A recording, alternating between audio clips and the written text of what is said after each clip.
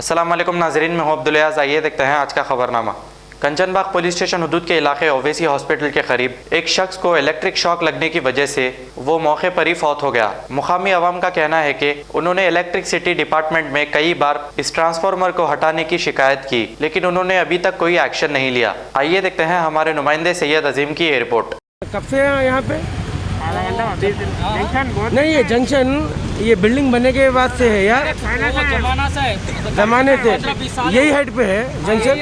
15-20 साल है वैसी छे वो 15-20 साल से ऐसी है। वैसी छे वो तो कंप्लेंट नहीं करे आपके एरिया वाले ये को? अभी बात कर रहे तो ये चेंज करने वाला था बोल के बोले वो चेंज करने वाला था चेंज बोल करने के? वाला है। वो अभी चेंज करने प्रोसीजर है, अब चल रहा बोल के बोला, इनके बिल्डिंग से वाले से बात करा तो बोला उन्होंने चेंज करने वाला है।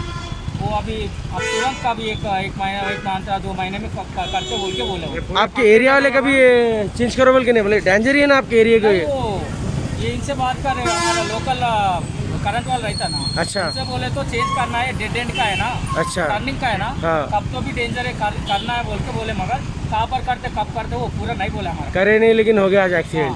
हाँ, आज वो उसका प्रॉब्लम हुआ आज। जर्मनटन हॉस्पिटल ऑर्थोपेडिक से मुताल्लिक हर मरीज यहाँ शिफायाब।